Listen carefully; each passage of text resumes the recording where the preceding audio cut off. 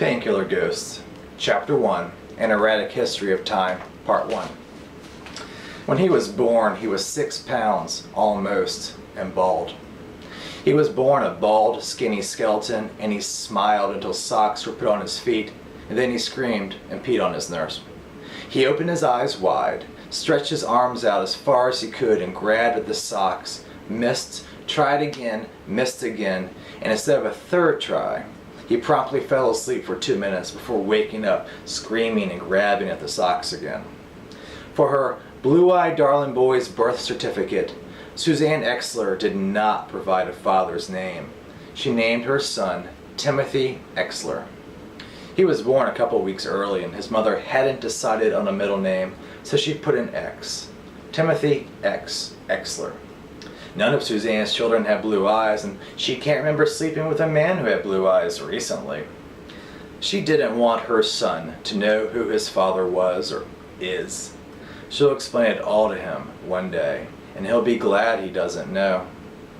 He was a fourth child to his unmarried mother, by as many men, probably. Suzanne Exler had her first child when she was 18. She named him Wild. He lived to be 18 before he died driving headfirst into a tree. Oak. She had her second child at age 22. It was a daughter named Mississippi, and everyone called her Missy. Missy drowned in the same river that she was named after on her 22nd birthday. Vodka. She was 25 when the next child was born, a son named Gator. Gator put a bullet in his head, at 45, the same week that Thyme, then still Timothy, was shot by Maria's father, at 38. Her last child was Timothy X. Exler. He has lived the longest. She was 26 when he was born. None of the children knew their fathers, but their mother knew who their fathers were, except for the father of Thyme. Father Thyme is unknown, and both Thyme and his mother couldn't care less. The only thing that she ever wonders about is where Thyme got his blue eyes. By the time that her blue-eyed son moved back home at age early 30-something, emaciated, dark hollows under his eyes and sorrow in his tone, he was her only child. By the time Timothy came back home to sleep in the days, only to stare out the window in the middle of the night, she knew that she couldn't lose another child. Suzanne has basil green eyes. All of her children have brown eyes, save Timothy.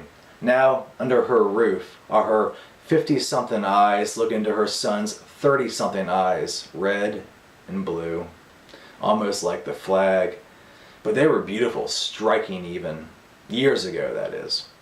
Her eyes were white clouds with fresh herbs. Her smile is a celebration with charisma. And now Timothy's blue eyes had the blues, with a layer of white around them. Red, too. Red scratching through the white. He talks in his sleep. His frown is obvious through his beard. Suzanne will go to work in the morning and come back during the 6 o'clock news. She lets him sleep all day. She makes sure she locks the doors and windows. His paranoia can be paralyzing. She would persuade him to shower or just sit next to him as he stared at the television.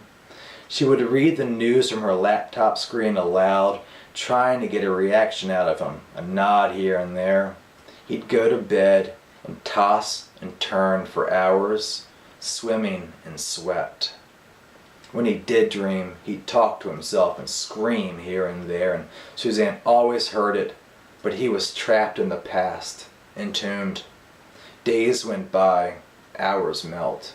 Days and days, weeks melt. He finally woke up one day without a headache, with less of a heartache, and looked out the window, wondered what day it was, what month it was. And then he went down to the kitchen, where his mother was eating her breakfast, and he sat down next to her and smiled. Timothy X. Exler was called Timothy for 30-something years. However, this morning, after coming down to breakfast, he looked Suzanne in the eyes and told her he wanted to be called Thyme from now on, not Timothy. Thyme. Thyme, his mother repeated. I like it. I do. But why the change? Because that's all I've got, Mama. Time's all I've got now. He says to Suzanne, "You've lost another son, Mama. I'm sorry, but Timothy is dead. He has to be. I'm only Time now." "I understand, son. Completely dead, Mama. Disregard any mail for Timothy. Throw it out. Tell phone calls for Timothy that he's dead. They're mostly creditors anyway." Timothy's defunct. That was the last time Suzanne ever said the name Timothy aloud. He began to get up earlier, and after a few months he was able to sleep through the night. He went outside and walked around one day, and then the next. He began to get up in the morning when his mother did and have breakfast with her. Soy sausages and tea, headlines on the laptop, National Public Radio on the air. He'd talk to her until she left for work. She'd make a guess about gas prices, a smear against the politician, and then she'd be out the door, and so would he, with his sunglasses on and a camera around his shoulder. The air smells so good. He's missed the sharp gravel feel under his bare feet. He's missed feeling the concrete's warmth.